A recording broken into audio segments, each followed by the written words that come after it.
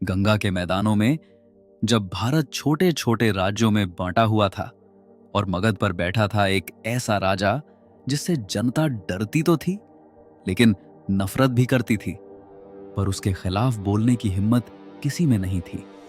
लेकिन उसी समय एक गरीब लड़का इतिहास का सबसे खतरनाक सपना देख रहा था। सिर्फ 20 साल की उम्र में उसने कसम खाई, मैं इस अत्याचार को खत्म करूंगा और एक ऐसा साम्राज्य बनाऊंगा जिसे कोई हरा ना सके। उस लड़के का नाम था चंद्रगुप्त मौर्य।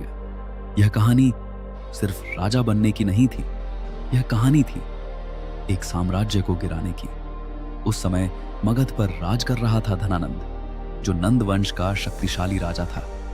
उसके पास असीम धन और लाखों सैनिकों की सेना। लेकिन इसी दौर में तक्षशिला की गलियों में एक ब्राह्मण शिक्षक चुपचाप इतिहास लिखने की तैयारी कर रहा था।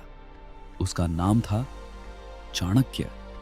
और जब उसकी मुलाकात हुई एक युवा लड़के से, उसे समझ आ गया यह लड़का इतिहास बदल सकता है। राज्य केवल तलवार से नहीं बनते, उन्हें बुद्धि, धैर्य और सही योजना से बनाया जाता है। और अगर राजा अत्याचारी हो तो उसे हटाना ही धर्म बन जाता है। चाणक्य ने चंद्रगुप्त को सिर्फ युद्ध नहीं सिखाया, उसे जासूसी, राजनीति और दुश्मन की कमजोरी ढूंढना सिखाया। धीरे धीरे एक छोटी सी सेना तैयार हुई। पहले छोटे राज्य जीते गए, फिर किले, और हर जीत के साथ एक नया सपना बड़ा होता गया, जो था मगध का सिंहासन। हम सिर्फ एक राज्य नहीं जीत रहे, हम एक ऐसा भारत बना रहे हैं जहां अत्याचार की कोई जगह नहीं होगी।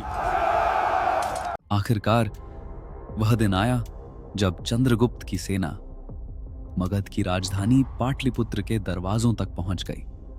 इतिहास की सबसे बड़ी लड़ाइयों में से एक, नंद साम्राज्य की विशाल सेना और एक युवा विद्रोही की सेना आमने सामने थी। लेकिन इस युद्ध में सिर्फ तलवारें नहीं लड़ रही थीं, यह लड़ाई थी रणनीति बनाम घमंड, और अंत में नंद साम्राज्य गिर गया। आज एक राजा जीता नहीं है, आज एक नया युग शुरू हुआ है।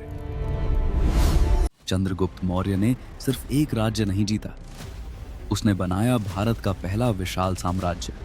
उत्तर में हिमालय से लेकर पश्चिम में अफगानिस्तान तक इतना बड़ा साम्राज्य पहले कभी नहीं देखा गया था। और यह सब संभव हुआ एक लड़के के सपने से और एक गुरु की रणनीति से। इतिहास में कई राजा आए, लेकिन कुछ ही लोग होते हैं जो इतिहास को बदल देते हैं। चंद्रगुप्त मौर्य उनमें से एक था। अगर वीडियो पसंद आई हो तो वीडियो को लाइक्स करें, चैनल को सब्सक्राइब करें, अपने दोस्तों में शेयर करें और कमेंट में बताइए कि आपको इस वीडियो से क्या सीखने को मिला। मिलते हैं अगली बार एक और नए विषय के साथ।